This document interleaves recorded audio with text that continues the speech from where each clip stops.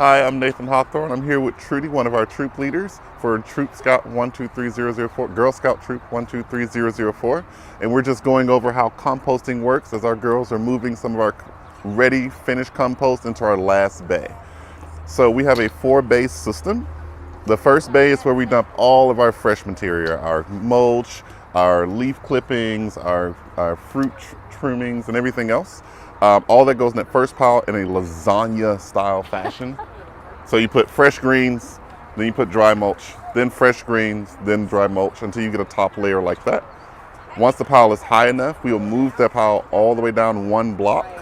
So that second pile has been churning. What that means is we'll take the pitchfork and we'll just keep moving. We'll mix the pile up just to get fresh oxygen into it. What that allows is to keep it from going anaerobic so that it keeps breaking down. Then it goes into the third bay, which if it's not going too fast can be the last, but we pile a lot in, so we have 4 bays. So our third bay is where our compost is either finishing or still being churned. But by the time it gets to our 4th bay, it's ready to be sifted or just rest. All right, what else we have going on, Nathan? So next to the girls right here, we have another group doing an awesome job of getting ready to build our shade shed. So they're laying the post. Shade shed. Shade shed. Can't see it 3 times, Nathan? Shade shed, shade shed, shade shed. Good job. So we have them digging 2-foot depth holes so we can put our post in and concrete. Oh yeah, that's what I'm talking about, measured out. So they're laying down the foundation post holes. And this is where we're going to grow all of our brassica family crops like collards and cabbages and mustards that can start off early without being so much burned in the sun. Gives them a shady place to grow, as well as our nursery plants or any clonings or cuttings that we may grow. This is the environment that they will do best in. And then we're going to go and start getting ready to prep our carrot bed.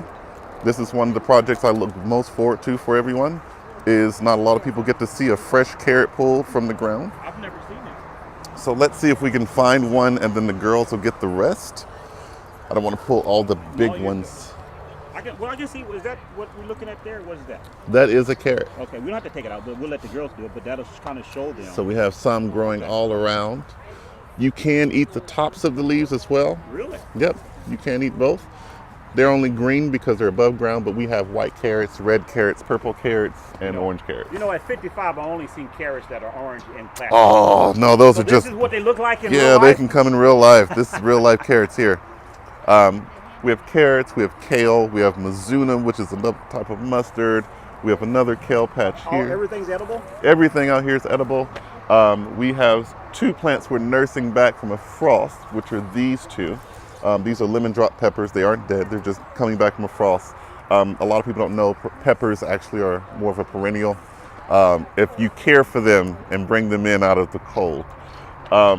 But we have some Alabama blue collards, which I think are absolutely awesome.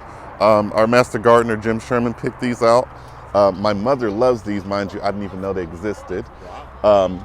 So collard greens?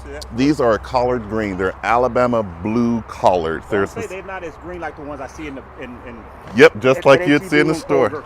It's a little different, maybe. Yep, they're a little different. And just like these, we have another, which is my personal favorite, the green glazed collard, because it comes out with this, I'm used to seeing these. Yeah, with these beautiful shiny leaves, like a donut glaze has been laid on top of them. We actually pickle our collards.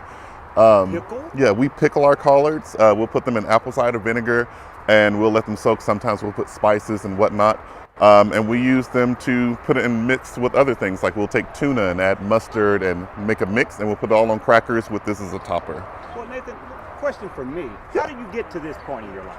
Oh, that's a good question. Tell us about Nathan. Urban gardening, and then tell us your company, all that stuff. But Sure. Tell us a little bit about your history. Sure. You are an urban gardener. Yeah. Farmer, you got, livestock back here. Yeah, So just tell everybody about who you are, Nathan. No problem. My name's Nathan Hawthorne. I'm with Seeds of the Soil, an agricultural educational farm located, as he said, an urban farm located within 5th Ward, Houston. Well, you can look. If that's not urban, Oh, yeah. we're not in the country. Tell them what city we're in. We're definitely in Houston, and 4th largest in the 5th Ward, Houston, right down the street, 40-minute walk from downtown. That's the freeway, if you can see it in the background. Yep, that's 59. 59 going south.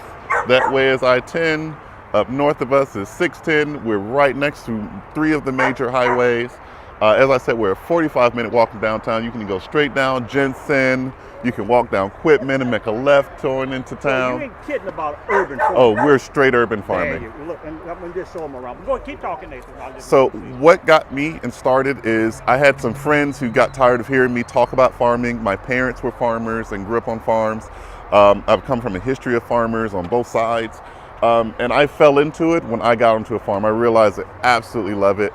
But what I love about our urban farm is we provide a place for other people to come and learn. That's our biggest thing. So as you see, we have the Girl Scout Troop 123004 who are out here helping us build a shade shed so we can grow more of these beautiful green glazed collards and Alabama blue collards and brassicas and so forth. What I love about here is we're set up to show people how this garden is going to be 1,000 square feet of growing space. Raised bed gardening, which is good because they get an earlier start during the winter months because they warm up a little faster than ground. It also helps us with weed control, helps us make sure we have to worry about pest control. They're basically like little islands of food all to themselves. One of the things we do outside of that is we make our own soil. So we compost so that we're always able to make our own nutrient add-ins. We let nature help us do what we have to do. We also help feed birds and wildlife. We plant native vegetation to help them come out, natural butterflies, plants, not butterfly plants, but butterfly feeders, I guess I could say. And take us around, show us some of your animals too. Sure. You can talk to us while we're walking in.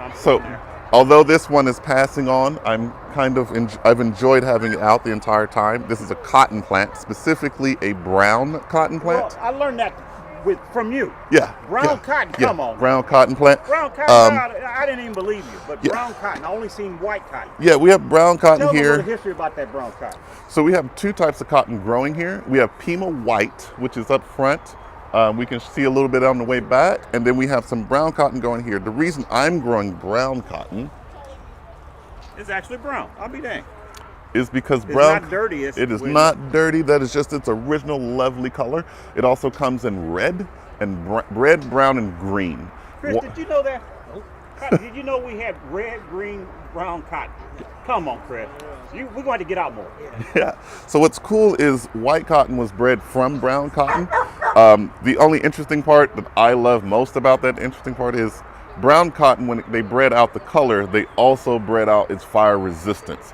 So brown cotton is a little bit more fire retardant than white cotton. It's also a shorter fiber, so they may have gained length in fiber, which adds in how soft the fiber may feel, but they've lost the fire retardancy that was a little bit more protective of the cotton burning. So I love my cotton plants. I just had to have them on the property. They were 2 of the first things we had to grow. That's one of the things. You know, when I first met Nathan, I was just impressed. I know fishing and outdoor gardening is not, but I've learned to partner with an expert. Show us around what else you got. What you got going in the pots here? So over here we have been transplanting. So you see the Alabama blue collar, the green glazed collards we have from the other. So this is what I'm used to seeing. Yeah, so we'll take them in small pots and we'll grow them from seedlings, and then we'll transfer them to larger pots and or out into the garden. So these will be set to go to different schools or other partnership gardens that we work with, or they may go out into our location from our 4-inch pots. Well, before we leave, sure. Us, let's show these off right quick. Sure. We're doing that at Houston Early South College High School, right? Yes. And so kind of explain to us, about the schools and how quickly, what the costs are. Oh gosh, what yes. We're doing right now So with that. South Early College High School is one of the schools that we're working with. And what we're doing is we're taking this system and transferring it out there. It is an easy to pop in and pull up system so they can learn really fast. And what that is first we get the ground ready. As you can see, we're laying out fresh burlap. So burlap, yep. So cut the weeds down. Yep, this cuts down weeds. We lay 2 to 3 layers of burlap. Muddy or stuff walking around? Oh gosh, no, that's one of the best parts. We get this from Cat's Coffee. They are one of our big patrons. They've been supporting us for a while. And everywhere you see mulch, there is burlap up under that. Okay, so you can see it under here. So you just built it. What's the cost of building one of these? Oh, that is awesome. So The cost of building one of these beds or all of these beds is $65 per bed. Per bed. So to build that is $65. $65. Yep. All you need is a drill, a saw, and you are able to do a lot of wonders with that. So what we get is 65 gets you the cedar wood. This is just privacy fencing, regular old cedar. We like cedar because it does not have any treatment or Smells poisons. good too. Oh gosh, I love it when you're cutting it.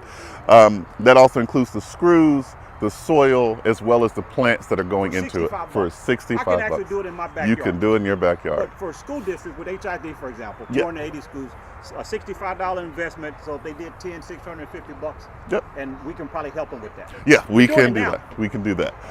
What I love about South Early is they're doing a 5-bed row, and they're doing 15 of these beds.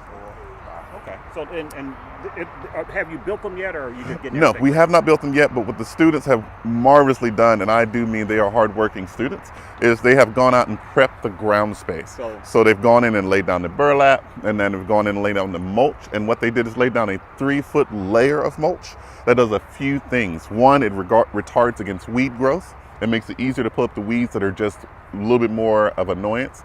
And 2, it allows us to give a nutrient base for future beds. Okay. So as the mulch breaks down over the year, we'll get better and fresher, healthier soil underneath each bed. And then allows for us to have a clean path to walk around, because Houston is a swampy area. It is. It does help with controlling I really the excess like water. The burlap. We're not getting all dirty, muddy, that stuff, and it helps with like. Gotta thank Cat's Coffee. Gotta thank Cat's Coffee for that. Wow. So Nathan, minor but easily solvable just problem. move a little closer. I did not check the individually wrapped plumbing fittings as they came in. They sent us 4 half-inch L's instead of 3/4-inch galvanized L. Down Quitman this way, right across from the restaurant with the murals, the strip center's got the laundry.